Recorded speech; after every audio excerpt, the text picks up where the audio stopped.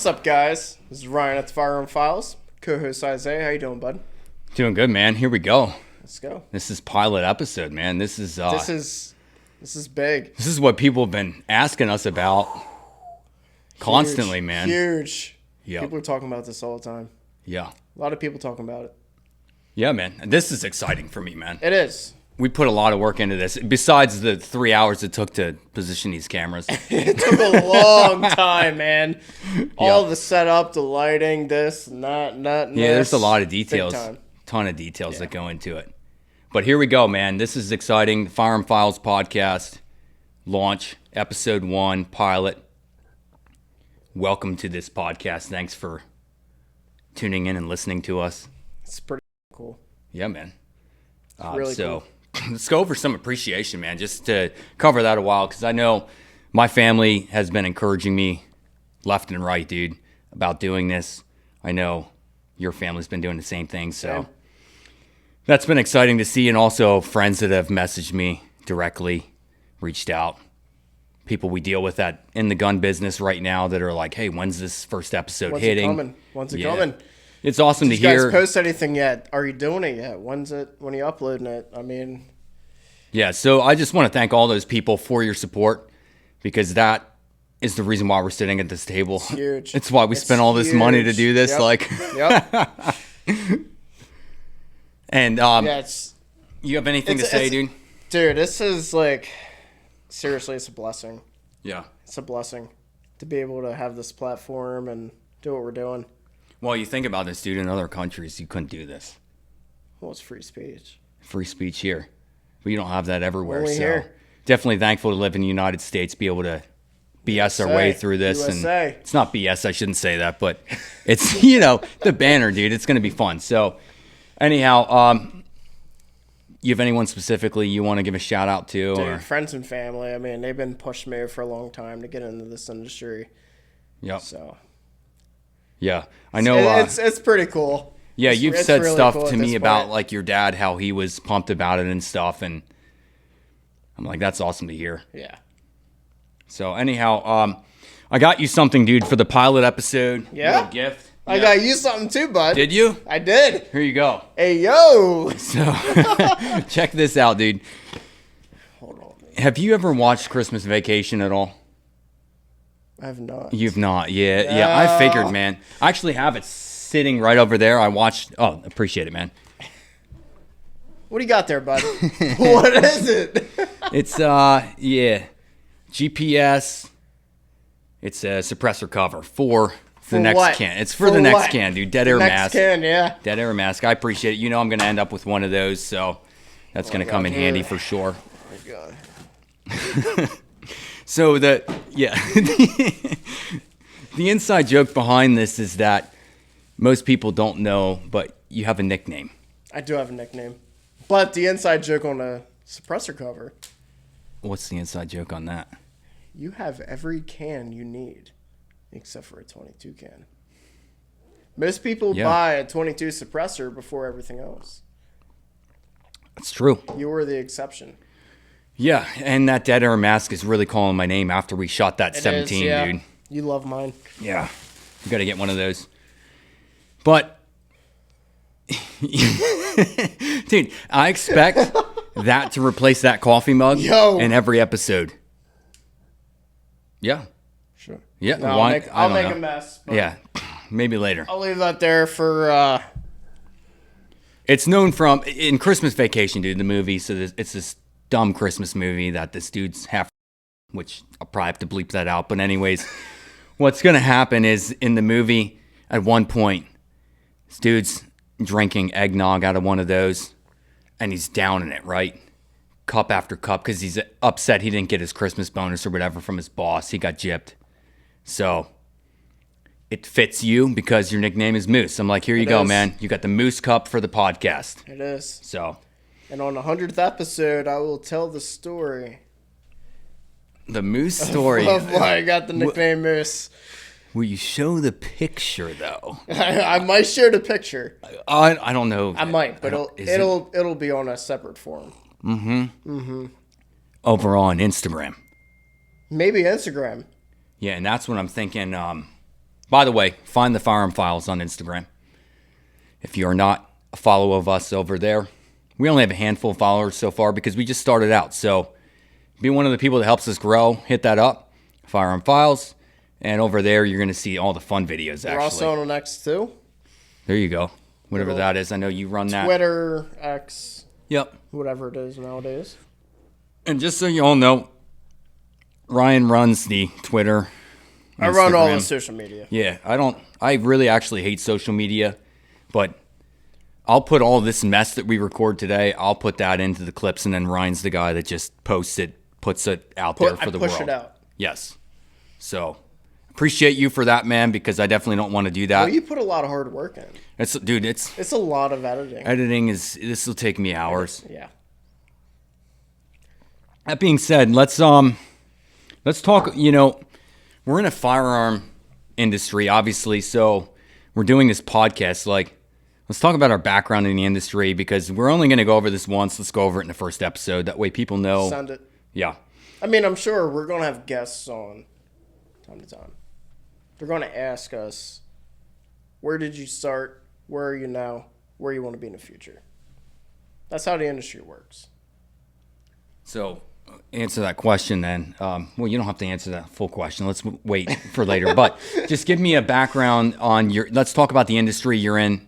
Yeah. And how long you've been in it. Yeah, so I've been in the firearms industry for technically almost 3 years. I grew up in the industry a good bit. I've been shooting since I was a kid. Spent a lot of time at the range, this and that, Yeah, you just gave a generic, I shoot guns and I work in the industry. I shoot guns, I work with guns, fix guns. I'll talk you up a little bit, dude. So you have expertise working on AR-15s, working on pistols, the actual working and mechanics of guns you understand very well, and you do your own gunsmithing for the most part. So pretty much. That's how I would describe you, and then as also the gun encyclopedia. That's my nickname floating around, apparently. Yeah. The gun encyclopedia. It's like, I'm one of those guys that when I sell guns to people, I try to say less rather than more at times because... See, I'm the kind of person I say too much. You will. I'll go into the history of it. I mean, you want to buy a Glock? Let me tell you the history of Gaston Glock. Right. So before you know it, that customer knows Gaston Glock, who his niece is, who his niece dated for 5 years and then broke up with before she got married to her current husband. Correct. You've got a lot of history out there. Yeah. But no, all seriousness, also in the firearms industry, aren't you on the board of a range as well? I am. Yeah, and you also, what else do you do in you compete, don't you? I do compete. I shoot a lot of steel challenge, 3-gun, stuff like that. Okay. A little bit of 22 competitions. Yeah. Yeah, so you're doing pistol, shotgun, 22. Yeah. Yep. Really big into the sporting clays. Sporting clays. Love sporting clays. Okay. And you teach others as well? I do. I give lessons, shoutouts. Yep. Yeah, and we know some of your students, they appreciate it for sure. Oh, yeah. And there's a lot. I know if we're working the floor at the shop and we're selling, both of us work at the same shop. That's how we met. And I always know that when it comes to critical questions that someone asks me, I'll never tell somebody something I don't know. So I'll be like, yo, Ryan, get over here, guy. Yeah. I'm like, do you know what the deal is with this? And then you always fill the gaps in for me, which always helps. But especially with the old stuff. Someone brings in an old gun, I'm like, this is a problem. This is who you send it to. This is where you order parts. Yep. I can get the parts for you. Yep. Yep. Sources and all that. So, yeah, that's kind of the gist of now talk to me about your background, your personal background. So did you grow up hunting? What did you get into? I've been shooting since I was 5 years old. Really got into hunting probably around 15 or 16. Dude, I just love it. I love it. It's a lifestyle. It really is. It is. Yeah, it's not looking at a screen, but getting into the outdoors. Yeah. If you're into hunting or shooting. So definitely a cool lifestyle to be a part of, I think. I know growing up for me, it was my dad was anti-gun and still is anti-gun. So guns were like, he didn't want in the home, but I still had them, right? But that was once I got to the age where I started to buy them, right? But growing up, it's like I had to hunt with my grandfather. Like he went with me in my hunter safety class, and then I hunted on the farm that he had. So that's how I learned how to shoot.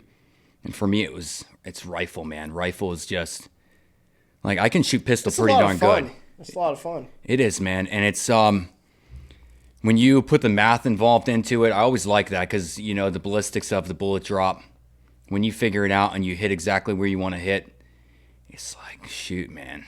It's a science. It really is. It really is. There's something really exciting about that. So when I shoot PRS, man, there's so much that goes into it. I mean, I reload, I do all that stuff, as you know, but it's an art.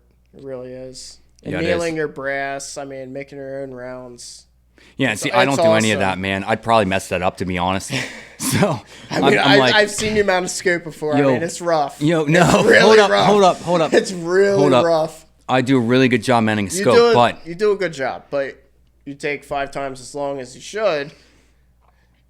You end up getting it done though. I get it done right. You do a good job. You do it right. It's just one of those things, man. If you're wearing your glasses. Yeah.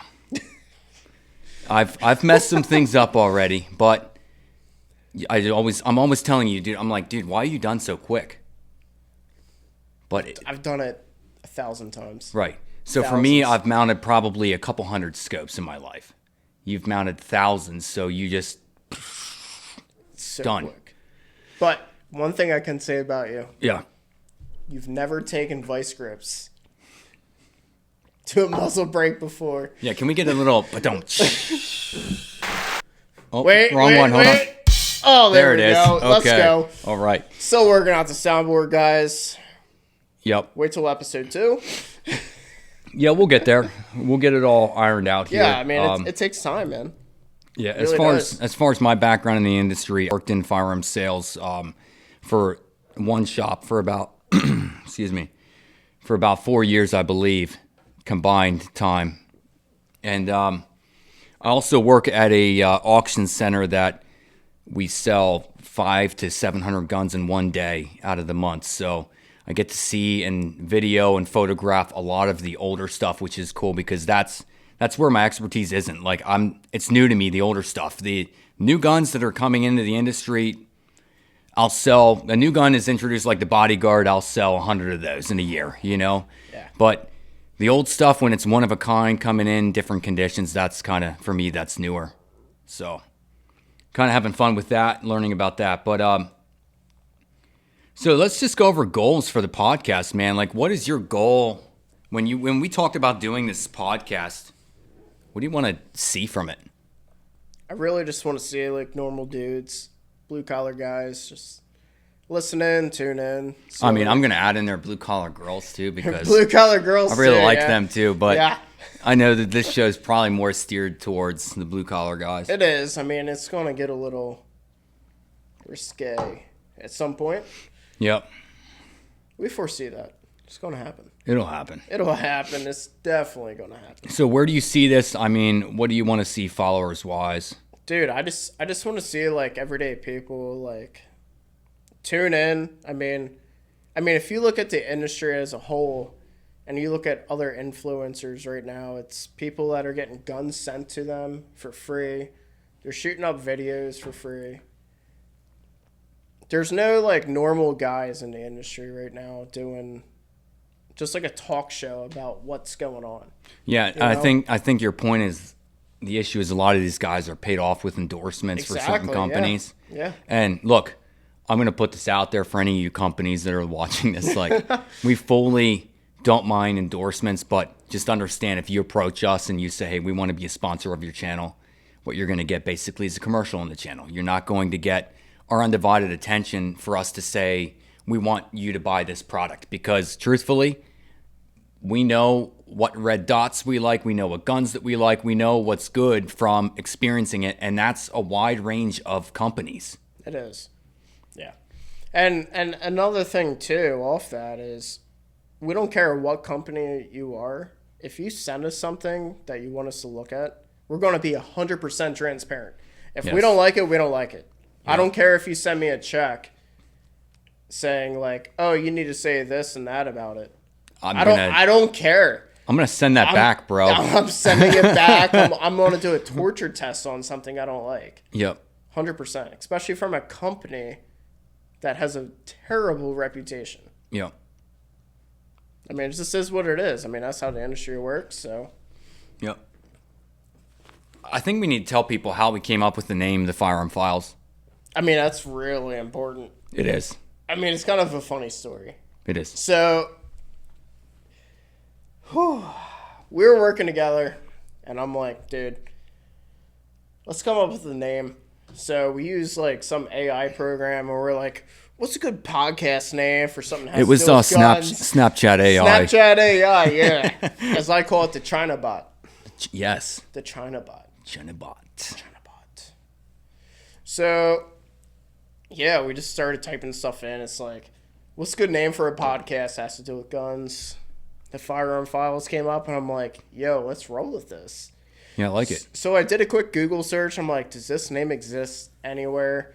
Is the Gmail domain taken? Is anything else taken? And it was wide open, so we did that. Yeah, we got fortunate on that, man, because we really did. It really fits as we film a ton of episodes of this and continue this on, so we can... It's a really good name. It's a really good name. It's a really good name.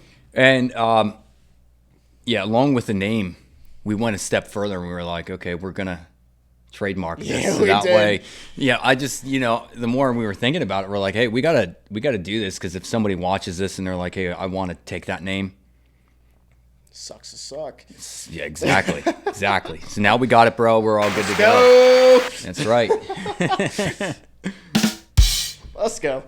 So what do you want to talk about how we came up with the idea for the podcast? Yeah, dude. So we both just love guns so much. I mean, it's a passion.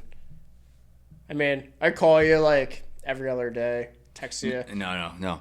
You definitely call me every day, but we, whether we work together, text, we communicate every single day about whatever's going on. Well, if we communicate every day, half the time you're calling me with a question. Truth. Yo, homie, how do you fix this? Yeah. But it's what it is. Yeah, so the actual idea for the podcast, we had worked together for, I think here, probably about a month and a half to 2 months. Yeah. And man, time flies. Yeah, man. And we were talking about, I forget what we were talking about, the conversation, but I brought it up. I was like, dude. We both love this industry so much. Like, let's do something together. Yeah, and it's funny because when customers come in that we deal with, they know us by name, and if we work at the same time, it's half entertaining for a lot of people. It really is, yeah. So I think it was fitting. I was like, hey man, what if we get going with a podcast with this? And then a lot of people think we're brothers too. Yeah, that lady the other day, man. It's a beard. It is. It really That's is. all that it was, and the fact that we're both dudes. She's like, are you guys brothers? And I was like, yeah, we actually are. Yeah. She believed me 100%, man. And I was in a Smith & Wesson film. You were in your body double was in the Smith & Wesson film. Which is crazy to me that I guess there are other people that probably look like me out there. I just haven't found them yet, but I have a doppelganger. You do. Shout out to Smith & Wesson. Yep. FPC video. Yep.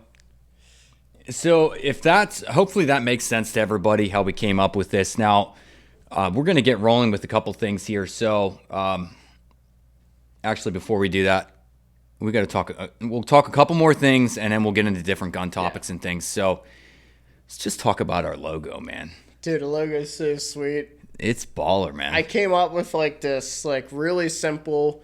I was using some online program. I just threw a gun in there, TFF, and we came up with the motto, aim for precision. Yep. Isaiah threw it together, came out perfect. Dude, it's wild because you sent me that first design, which was that circle logo, but... Well, I mean, do you remember the AI ones? Yes. We were messing with first, and yeah. I was like, oh, that's awesome. And then I started playing around with it. I'm like, that's AI. Yeah. It thinks AR is something That's other right. than an AR. No, dude, it added like extra mags to the AR. Weird stuff, man. And the letters were all off. I'm like, nah, let's make our own. Yep. Plus, here's the thing. Perfect logo, leather patch cap. Mm-hmm. Yeah, you can do a lot with that logo, I feel like, and it's just freaking baller, man. I don't know what to say. It's just probably the coolest logo that I didn't even, when I put it together, I was like, I put some things in and I was sending them over to you. I think you were working that day. And I was like, dude, we should add some like fired primers onto this thing to really make it look right. And then I just cropped some stuff went with through it. We just went with it. We did, and it really turned out awesome. So hopefully we see it on a patch cap and maybe on some mugs at some point. Yeah. Shout out to Glock. Yeah. Shout out to Starbucks on that one. But anyhow, yeah. So the other thing we came up with as we were messing around here, we already talked about the trade name that we trademarked it, so that way we're the only people that can use that, which is cool. So soon we're going to be having a website to launch. That's real soon. In the next month, I'm hoping. Yeah. So look for that. We'll let you know on the podcast when it's set up, and we're excited about that. Social media filming. So we did we spent a lot of range time on that one. We did, man. That I don't know if y'all saw that little advertiser clip that we put together. There was actually 2 advertiser clips, but I only chose to post the one. Yeah, I think the one was semi-inappropriate. It was semi. I think it's appropriate, but I understand. There's reasons behind why I chose not to post it. I agree. And our viewers, future viewers, will know why. Yes. At some point. Yeah, that'll be information we give out at some point. Episode 6, 8, maybe. Yeah. We'll give some more info on that. Yeah. But, so we did, my inspiration behind that initial shot that we took, though, at the range of us 2 with the guns was, I'm going to give a shout out to Strike Back. If you're into action, action shows, and you want to just deep dive into just wasting a ton of time on something that's going to get your adrenaline pumping, you got to watch Strike Back. There's like 5 seasons, I think, 5 or 6. And the first 4 are just outstanding with the same cast. But what we did is basically we mimicked the cover of the Strike Back season 1. And we'll probably edit this at some point. We'll throw in the original picture. Yes. And then put in the secondary picture of what we recreated. Yes. And shout out to Ukraine for the background photo. Yeah. Yeah, shout out to Ukraine. And I think that turned out cool, man. Just ignore the hand underneath his left ass cheek. Exactly. Yep. Yep. Yeah, that was cool. But we're gonna also post. We're curious. Who did it better, man? Did we do better than the Strike Back cover? We definitely did. Give us your opinions. Hit us up on Instagram, the Firearm Files, and let us know your opinion. Also on X. Also on X. Not Facebook. Staying away from Mark Zuckerberg. Nope. There you go, man. Yeah, fully understand. As someone we know would say.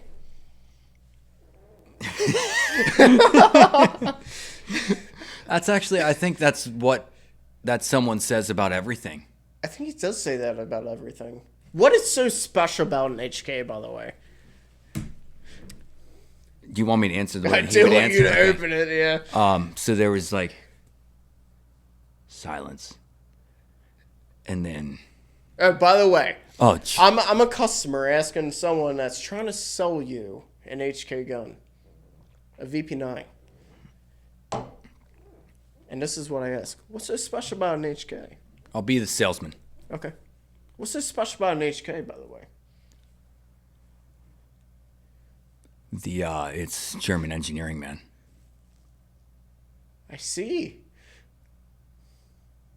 And it got silent, bro. I was standing there and I'm like, okay, I gotta help this guy out because I don't like to let someone fall, you know what I mean? So I helped him out and the guy bought an HK VP9, which was awesome. Long side match? It was just traditional VP9, nothing too crazy, but. That's nice. It's a nice gun. It is a nice gun. It's in my opinion, one of the best pistols. But we'll get into that topic at a later. We'll talk about that at a later date. Trigger reset sucks, but yeah, it's okay though. It's a good trigger. It breaks clean. I feel like a diving board for a reset. Anyhow, we'll leave that for a topic in a later episode. So let's get into our gun topics, dude. Let's get into it. Let's do this. Play something to intro into this, man. Let's get a little funky here, you know. So what gun are we going to talk about today, bud? I don't know, man. The interesting thing when you play that song, for some reason I think of Seinfeld. Have you ever watched Seinfeld? I have not. Yeah, I don't watch TV, man. Yeah, I know. It's just you don't have electricity and stuff where you're at, but that's all good. Yep. So, let's talk. What do we have in front of us today here, man? So, I picked up a Walther PDP this week. It's clear, so you know. Super amazing. Amazing trigger. I put a Wesson SCS on there, some aftermarket sights. Threaded barrel. Has an upgraded trigger in there. It's an amazing gun. The Wesson is amazing. It is amazing. Yeah, the trigger's amazing too. Have you ever heard of hollow sand? Hollow sand? Hollow sand. No, inform me. What is hollow sand? So hollow sand is apparently a Temu, Wish.com version of Wesson. Really? It is, yeah. Knockoff Wesson. Hollow sand. I wonder where they make those at.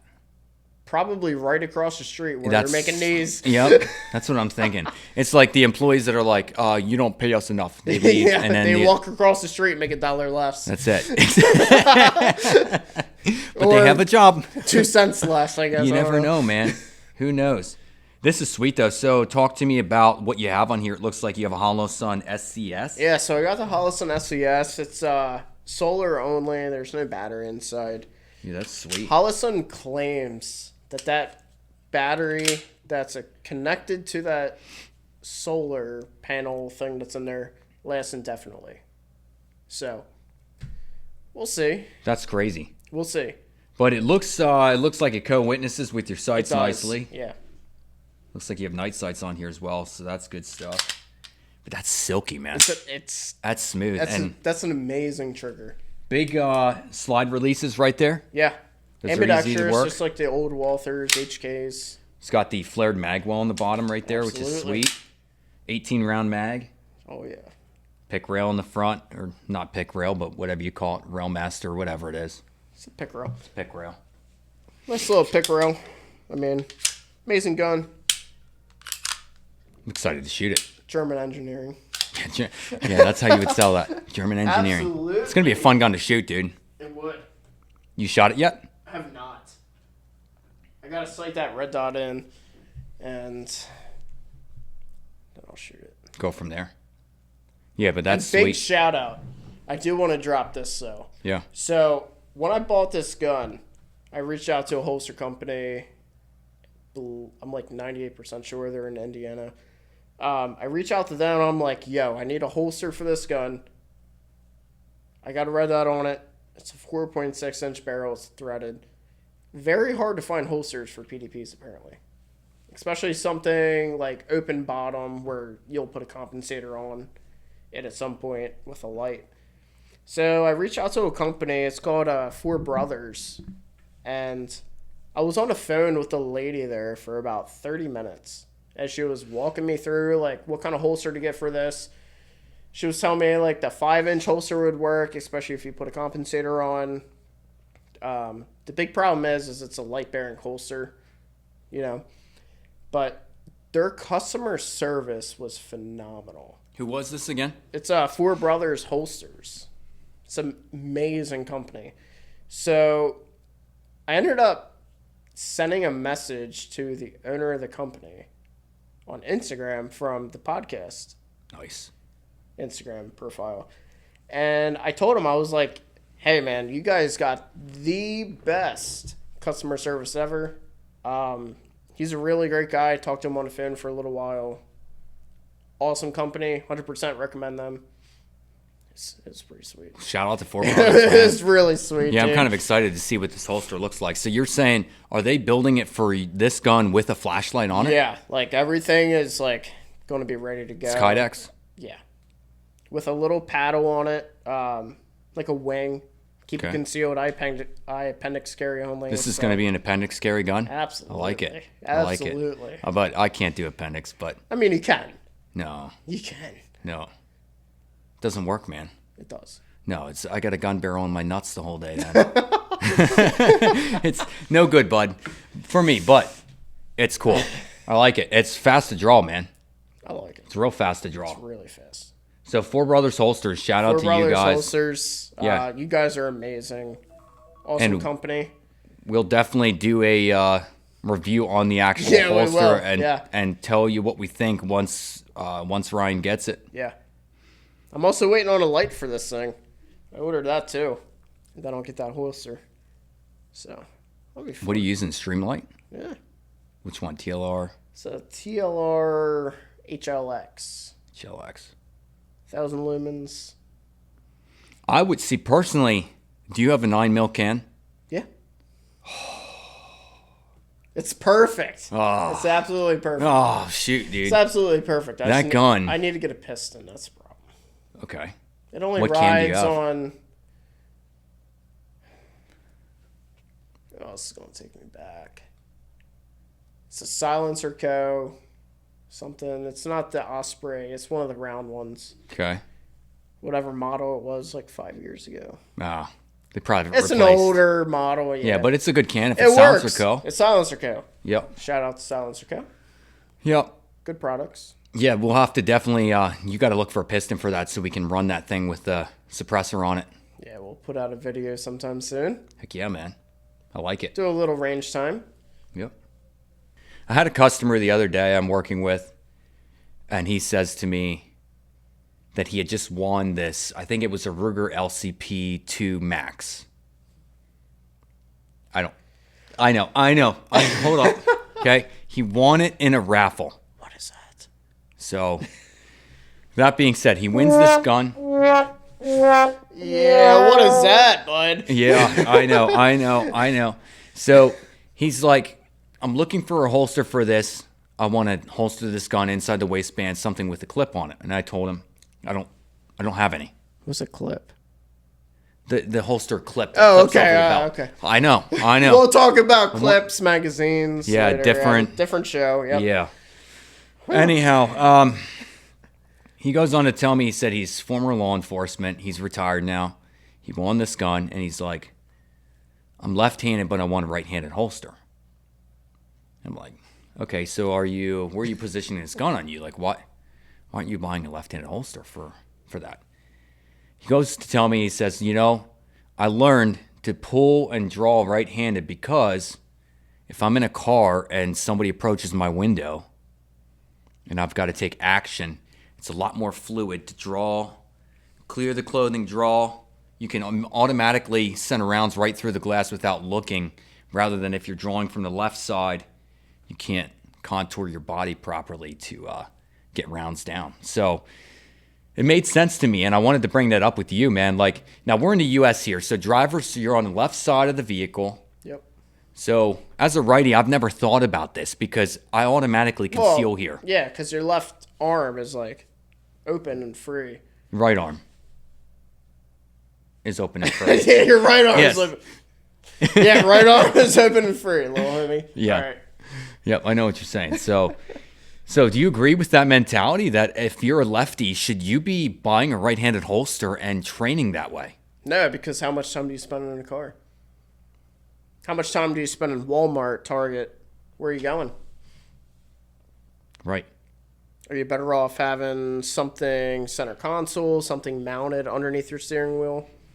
See, and that's where I'm usually carrying on my right hip, so I don't even think about it. But if your dominant hand, you're now switching that to your secondary hand, Yeah, I don't know. I don't know. it. I think the other benefit is if you stick with your dominant side, you might have somebody approach your vehicle from the offside Let's say you're lefty, True, yeah. right? So you can't say, why would someone be out in traffic approaching you? Unless it's a police officer, but we're not talking about that. Yeah, we're not talking about that, but Blue lives do matter on this show. They do. 100% Absolutely. support them. So, but my point is like, I think the way that I would train is dominant hand. Do you agree? Keep the holster on the dominant hand side? Yeah, I agree with that. For the most part. 100%. I know sometimes if I'm driving through like somewhat shady area, I mean, I'll actually like stick my holster, so barrel in, grip out towards the steering wheel underneath my left leg. So it's actually easier to have access to if I'm appendix carrying, like 4 or 5 o'clock carrying. Yeah. So that's another option. Just pull the gun when you get in the car, stuff it under your in leg. the holster, of course. In the holster, In the holster. But put that holster underneath your thigh, essentially, right there. Or just get under the steering wheel, some sort of mount there, and draw from right here and go. pull your gun when you're ready to go. And I think if you're drawing, even as a righty though, if I draw my gun and I have to engage across my body to the right side of the vehicle, I'm going to keep it close just to where I can, if I got to pop off rounds, I'm just contouring my body to get to that position where I can do that. And you're also going down as well. Yep. You're also coming up at some point, you know? Which if you think about it, if you're actually kind of crouching with your upper body downwards, you're making yourself a smaller target as well. So, I don't know. I get the guy's logic 100% because he's a lefty and we're in a right-handed world. We are in a right-handed world. I mean, look at the firearms industry. Like, what, 10, 15% of guns are left-hand. I mean, and that's take it as it is, you know? I think that's a topic for another time, too, if we talk about hunting rifles, because we see this all the time. We see that a lot. Yeah. The amount of left-handed guys that come in and buy a right-handed gun, it's just growing all the time, the percentage. Yeah. So, but yeah, I thought that was an interesting topic to discuss there. Now, we're going to move on to another thing here. So let me drop this video over to you. I know you don't watch too much TV, but this clip, we're going to just give a shout out here to Taylor Sheridan for the Who's that? He is the writer of... I thought it was a she. No, easy, bud. He might message us on that one, but I hope so. Linus Special Ops. I don't know if y'all have ever watched that, if you're a viewer of that, but Taylor Sheridan is the creator of Yellowstone, and he has created a bunch of different shows, but Linus Special Ops. So, season 1, episode 1, if you've watched it, it's amazing. You got to dive into that show if you haven't. It's on Prime Video. So you have no excuse if you get stuff shipped to your home. Amazon, yeah. Yeah, Amazon. I love Amazon. Hop on. Did you airdrop this to me? Yeah, send it over. So Oh yeah, there it is. play the clip. Yeah, I know I we got can't show it on here because of copyright infringement, but just play it, watch it. And I want you to tell me after you watch this, what's realistic to you? What do you pick out of it that is incorrect according to how a gunfight would actually be? Okay.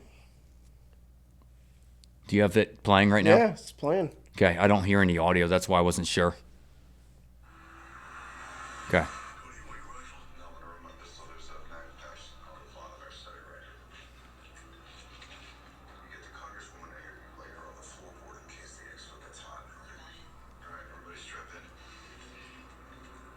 Strapped in.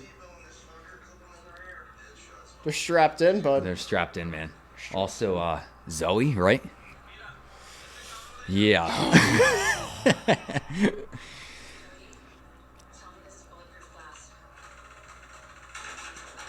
Gangster fire.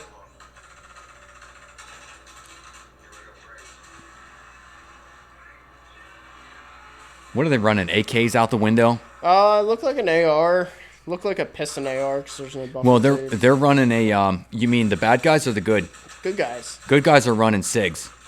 It looked like an MCX. Yeah, it's an MCX. I'm not sure what pistol he's running. It could be like a Walther PDP. It's something similar. Yeah. But the bad guys looks like a PDP. Yeah. Just give me your thoughts, because this is a awesome scene from this show. It locks you in. I like that. Yeah. What are your thoughts, man? What do you see from what's realistic, what's not? Who's the director on this? This is Taylor Sheridan. Taylor? Do better. What did he? What are his mistakes? Mistakes are airbags did not deploy when Right. they TPO in that car. Another thing is no recoil on the guns. They're not moving at all. Yeah. It's a little too fast paced. I would never approach a car like that fast. I don't think anybody would. That's about it. Yeah, it's super quick, really. I was thinking the airbags too, but when you think about it, also the bad guys are shooting full auto out of their windows from a passenger seat. Yeah, it doesn't really work. So the issue is they're It's actually Hollywood. It's Hollywood. It is, and they're getting consistent hits in the car and on the glass. If you're shooting full auto, you've got muzzle pop and rise, and you can't fully support that gun when you're leaning out a window like that. So that's not going to happen. There's going to be a lot of flowers above that vehicle. A lot. Yeah. And I mean, you'd be smarter to go semi-auto. Plus, I don't think if you're a bad guy, why would you engage that quickly? I don't know. True. Yeah. Overall, though, freaking sick show, sick scene. Yeah, it's pretty cool. It's cool. It's pretty cool. Yeah, I mean, it kind of makes me want to hit a vehicle and... Wait, what? Hey, yo. Yo, it looks fun, right? It does. It's really fun. But yeah, check out Lioness, Special Ops if you're into that kind of stuff. And shout out to Zoe, because... Hey, yo. yeah, she's awesome. Big fan. So let's go into another gun topic here. So Smith & Wesson Bodyguard 2.0. This has been the craze. Oh, my God, dude. So many bodyguards flying off the shelves right now. Hottest gun of the year, I think, of 2024. I mean, the way Smith & Wesson works, I see more things coming from them as far as, like, colorways and different configurations in the future, because that's just kind of the trend that they go off of. It's an amazing gun. I have one. I love it. Yeah, I'm not a small gun guy, Me either. but that gun shoots really well. It serves a purpose. It does. It does. Gym shorts, sweatpants, going to the gym, Walmart, whatever. I think this could be a big thing for ladies out there that want to conceal a gun. Like if you're running out of the house in yoga pants, or you got your little exercise shorts on, and little exercise. you know what I mean? Like yeah. you want to run a belly band or something. Yeah. A small gun that Tiny. really is a good shooter. Little fanny pack carry, you know. Yeah. I mean, I don't endorse fanny packs, but Verdicts, fanny packs. I love you. there you go. So, yeah, but awesome gun. Any complaints? My only complaint is that rear sight on that gun. You don't like it? It's too wide.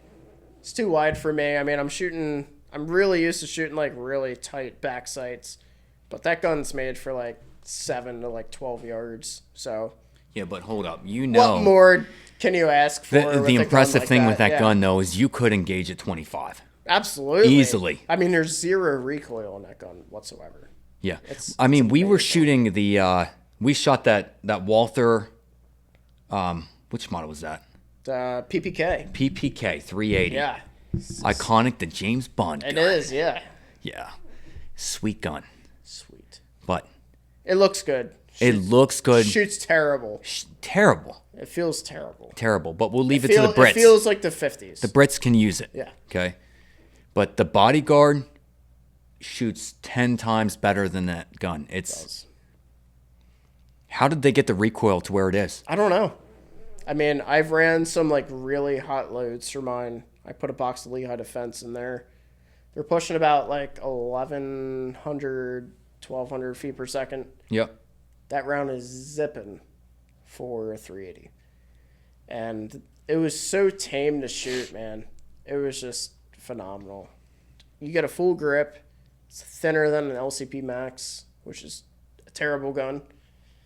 Agreed. Absolutely terrible. Agreed. So fun short story. So I bought an LCP Max. First time I loaded that thing, I threw the mag in. I was about to put it in a holster.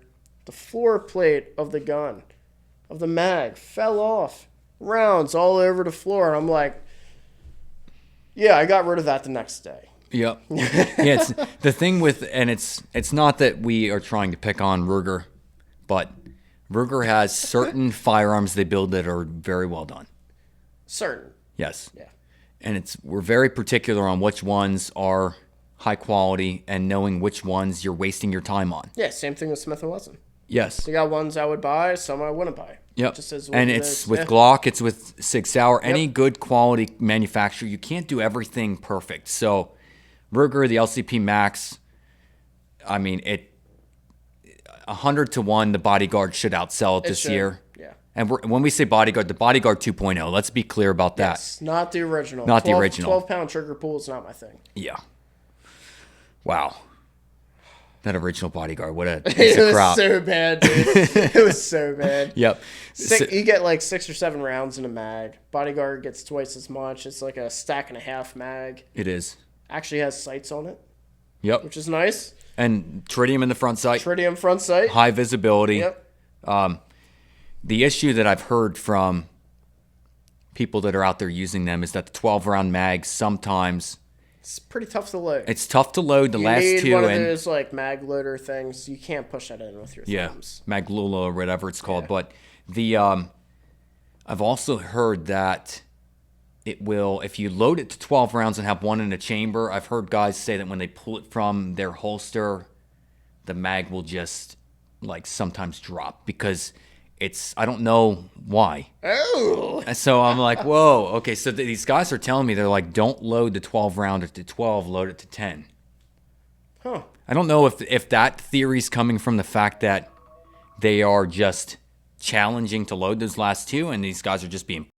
Yeah. Or are they actually, when they pull it from the holster, are they hitting that mag release button by accident? I don't know that. Well, I mean, I feel like the gun's so small, it's very easy to overcompensate your grip. Yeah. I mean, you were with me when we shot mine.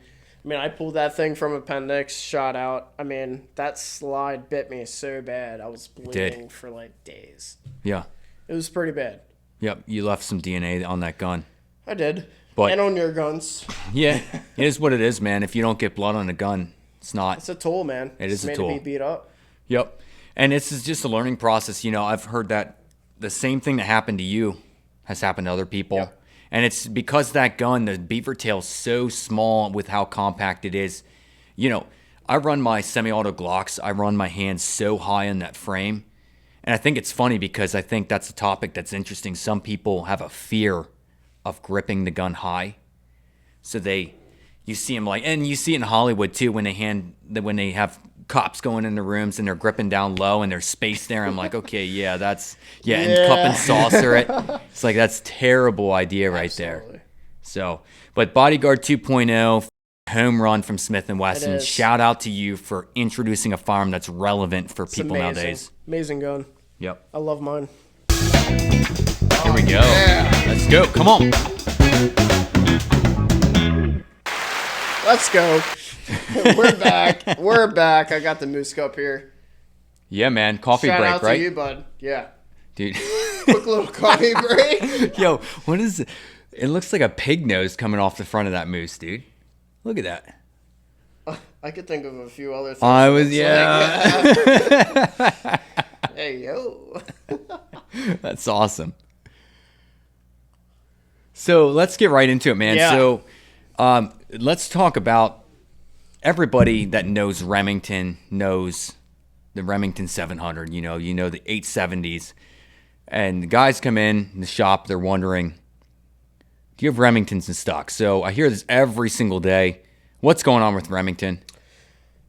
Dude, Remington is a weird, very weird market right now. So the old Remingtons are like 500% over what they used to sell for. Just like all the old guns are. So I remember like pre-COVID, like 5-6 years ago, Remingtons were selling for about $425 to $500 a piece. It's a good gun. The old Remington 700s are great. Remington just isn't pushing out guns. They're just not. Yeah, so from what I heard, are they moving or building a new location? They are. Yeah. And apparently they're only going to be making 870s. For real? That's it. Wow. That's the only gun they're making right now. As far as distributor-wise, like wholesale distributors, the only thing that is available right now is 870s. Yeah. Yeah, but do you know, wasn't it an ammo company that bought them? Yeah, Vista. Vista. Okay. Vista bought out the ammo department. So Vista's making all the new Remington ammo. 5,000 times better than what Remington ammo used to be. Yeah, the core lock is finally a reliable round. It is, and it burns a lot cleaner. It's a lot cleaner. So yeah, if you're seeing core locked on the shelf, I know for me growing up, I stayed away from that yellow and green box. Yeah, it was terrible. Terrible, man. Like- and you just knew like one in every few rounds, it hit the primer and it's not going boom. Yeah. So you're deer hunting, it's like, nope.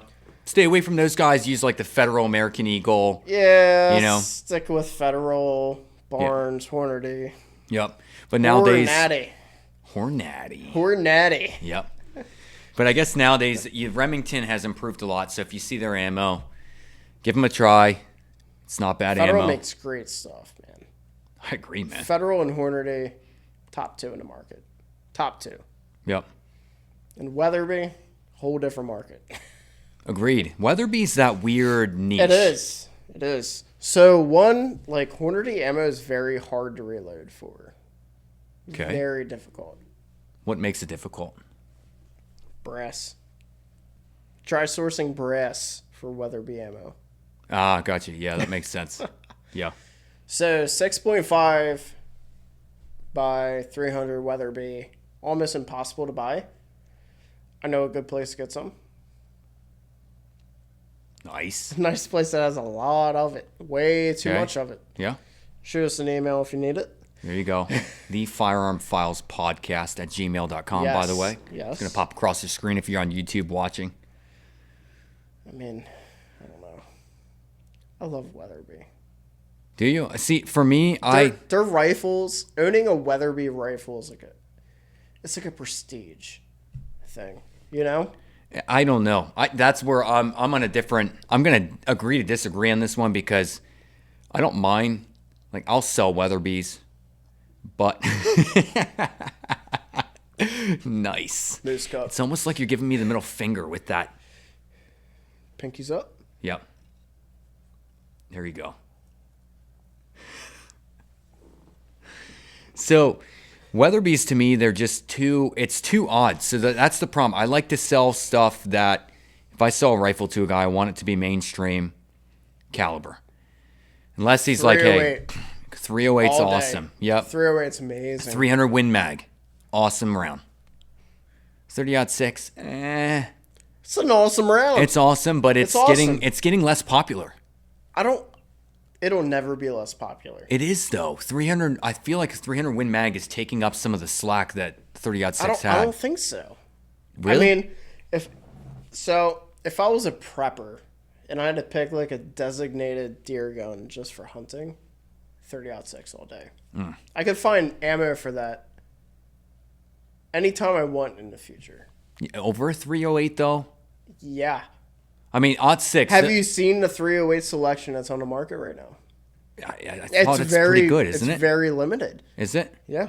There's more 6.5 Creedmoor, which I don't want to I mean, trash. that's. I might trash it. I might trash the 6.5 a little bit. It's a good round, but it's just. It's ballistically good, but It's amazing. yeah, It's an amazing round. but the velocity and But what can a 6.5 Creedmoor do that a 6.5 Swede can't do?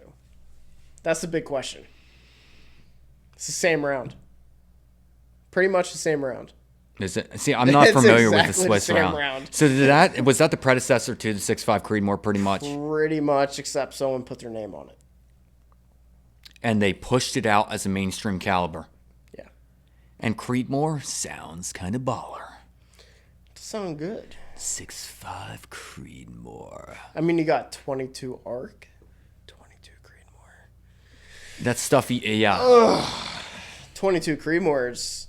17 Wisdom. 17 WSM. That's a dying round, That's bud. trouble. That's That's a dying trouble. round. Yeah. That round is going away. Stay away from those guns. Yeah, don't 17 buy it. HMR, please. Don't go 17 Don't. Wisdom. Nope. Wisdom. It's trouble, man. We're getting off topic here, but we are getting off topic really off a little topic. bit. So But our next topic we're going to talk about. Do you want to talk about this? Introduce it. which one? That's the SHOT Show. SHOT Show? Yeah. So, big question I have for you.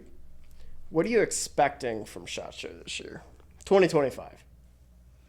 I mean, there's going to be some interesting stuff that we've never thought of, for sure. Always. I mean, you always get these off-brand companies that make like the weird stuff, and it never catches on. But So if it's my opinion, like this would be cool to me. Straight wall cartridge is taken off for hunting purposes. So I'm thinking like 350 Legend lever gun. oh, that might work, But bud. That might work.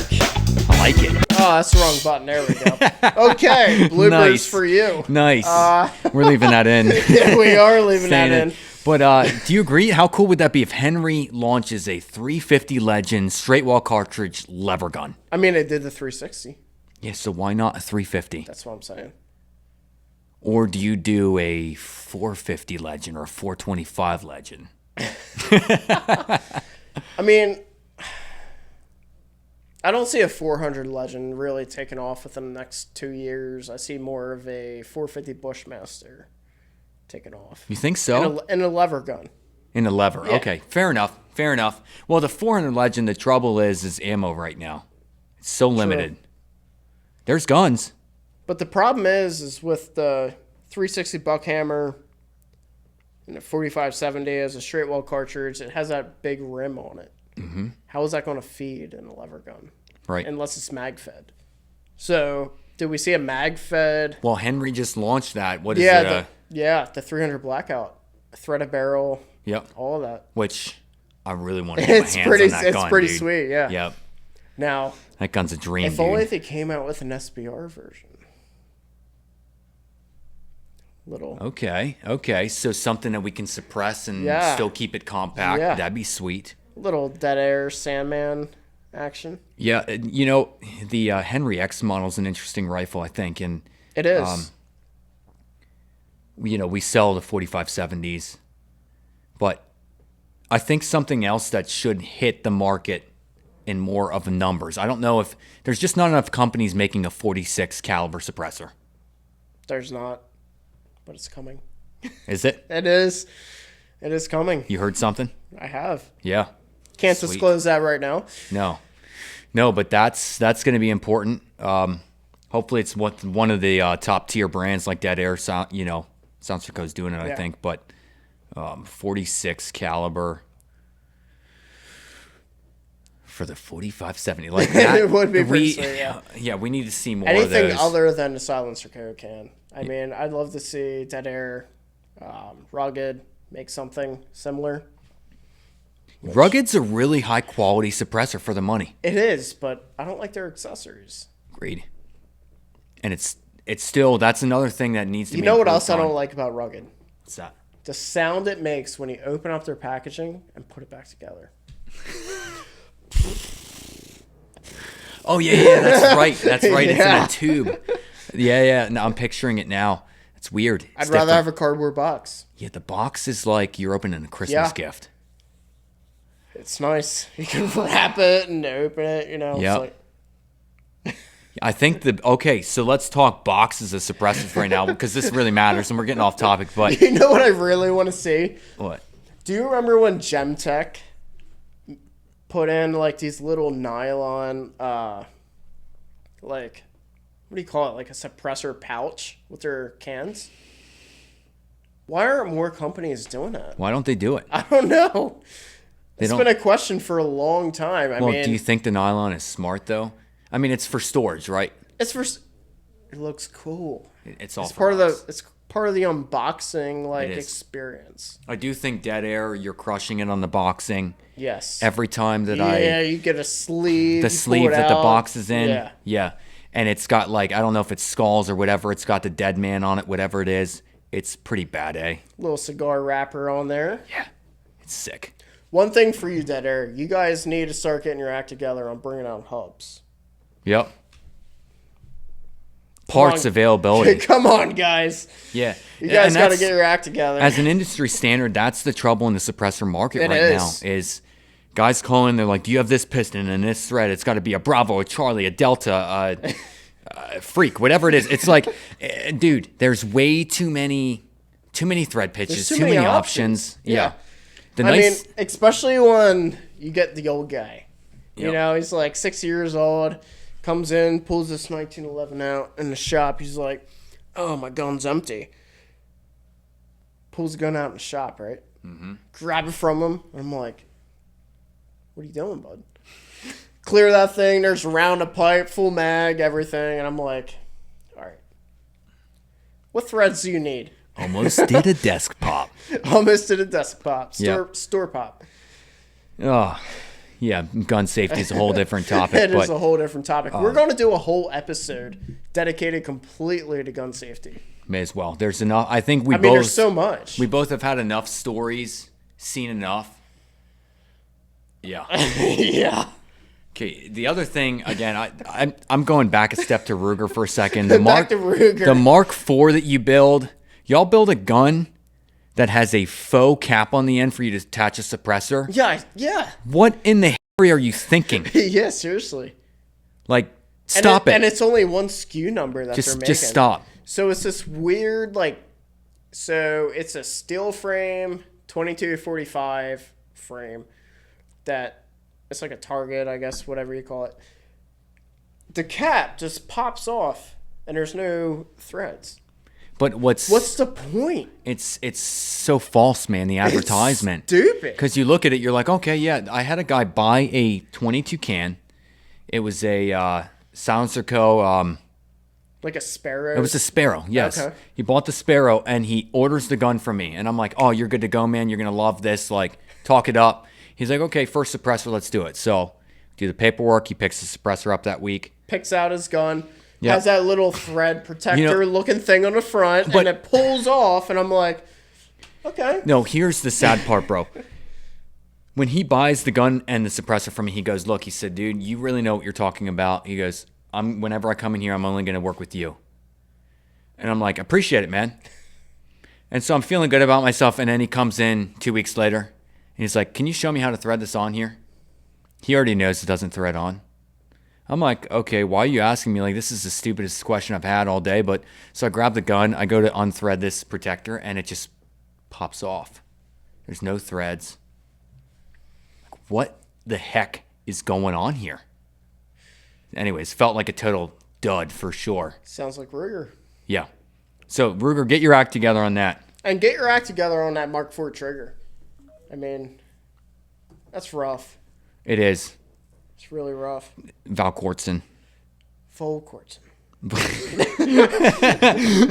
If you want to get a Mark IV, I'm renaming the frame. trigger that we're going to put in. It's the Val Quartzen, not the Vol Quartzen. Okay, that's fine, yeah. Fair enough? Yeah. Fair enough, because I We totally got to trademark that. totally don't have a Val or Vol Quartzen in any of my guns, but I've heard it's really good. I love mine. It's crisp. It feels like a Smith & Wesson Model 41, if anybody knows what that is. 41. The old Model 41s. Yep. The really old ones. It's a high-end gun. It is. I love mine. Couple grand? Close to that. Yeah, they bring a good bit. Good bit of money. Yep. I got mine for a good price. U.S. Navy marksmanship model. Has a Navy stamp on it. It's pretty sweet. Nice. I think it's early 1950s. It's pretty awesome. Handed down to you, or how'd you get it? Oh, I bought it. You bought it? Okay. Yeah. Gun addiction purchase. Thanks to my biggest sponsor. Is there any other changes you expect to see from SHOT Show this year? Dude, so much. Ammo. It's huge. I want to see some more affordable hunting rounds coming this year. And I think we've heard that it's happening. There is one coming. It's from Barnes. Yep. So they're trying to compete with Hornady.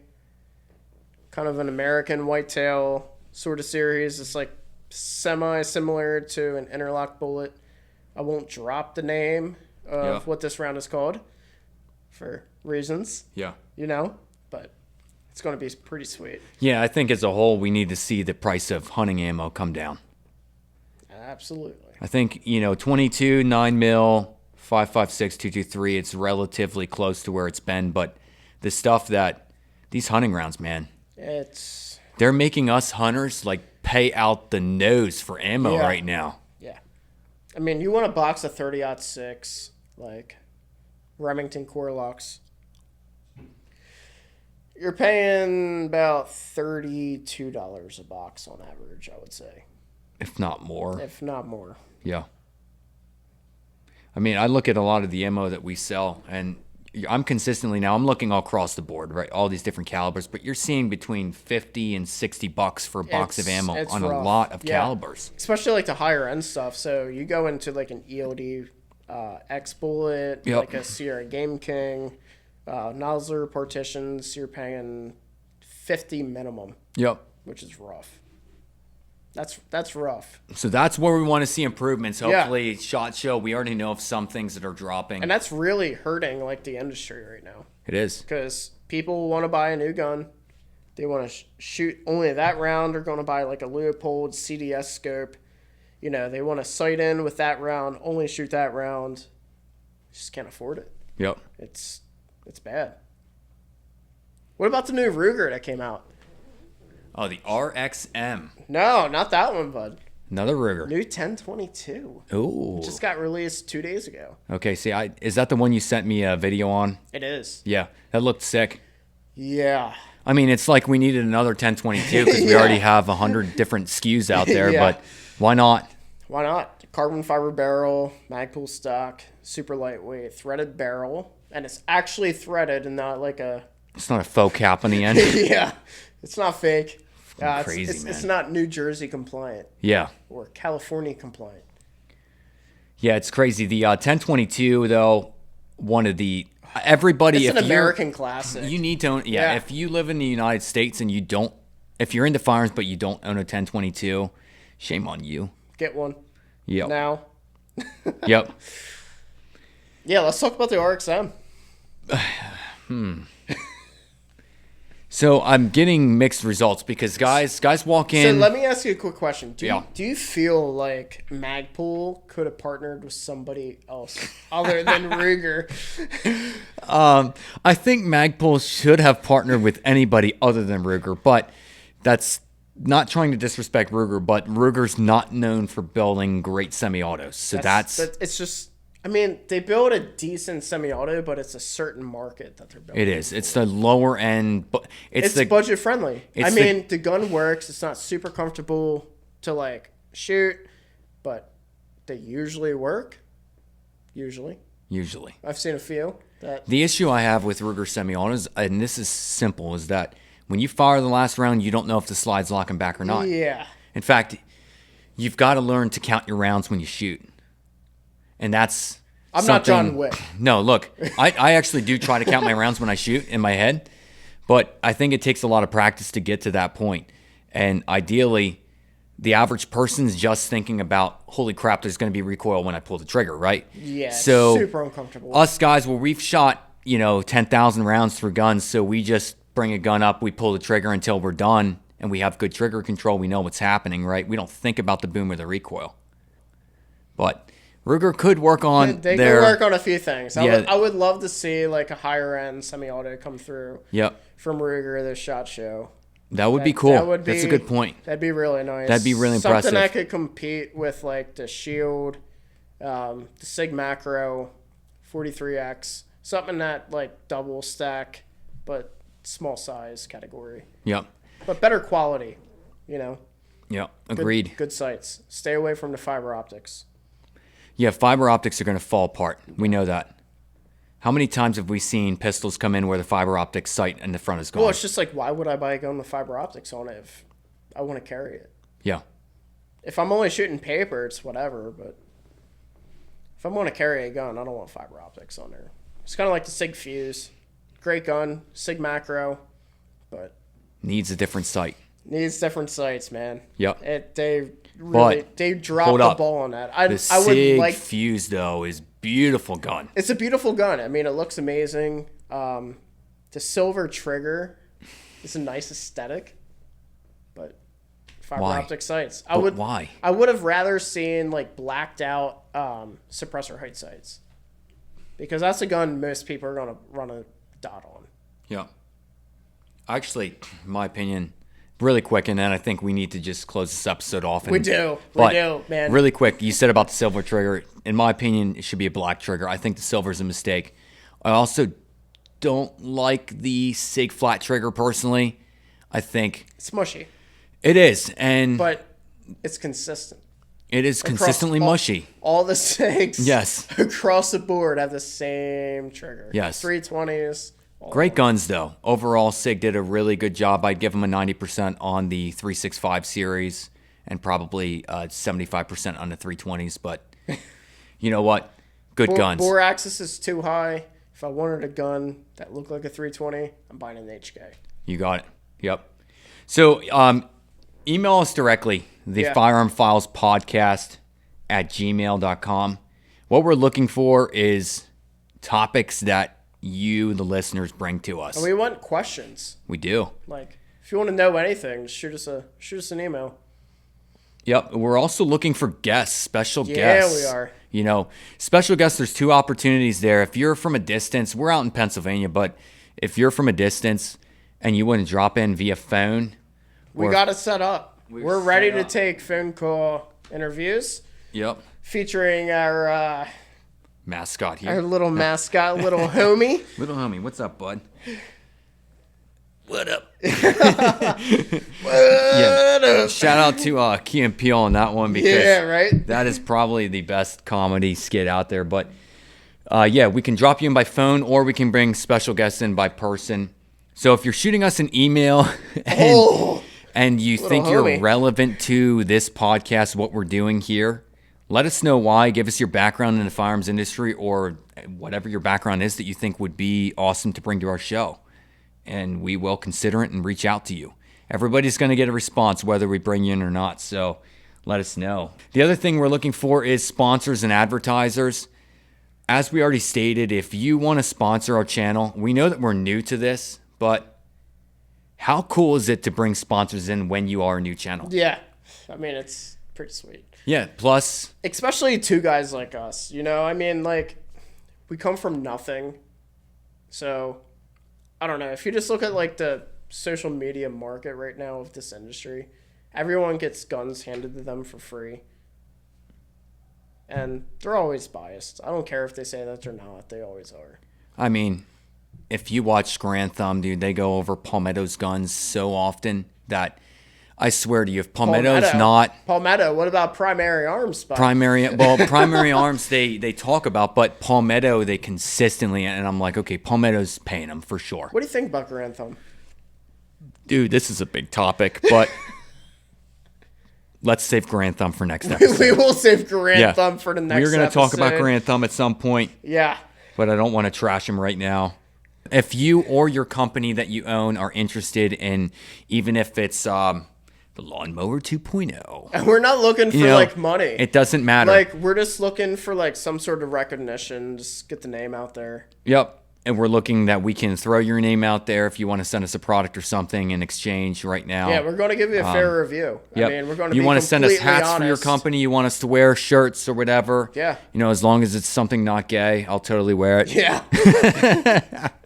High point. Yeah. Just disregard this podcast. Yeah, so shoot us an email over at the Firearm Files Podcast at gmail.com. Hit us up on Instagram, the Firearm Files. Ryan's the guy that runs that, like I said. He will respond to messages Absolutely. directly through there.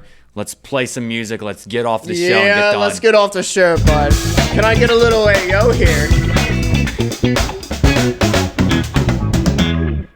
Hey, yo! All right, guys. Good seeing you guys.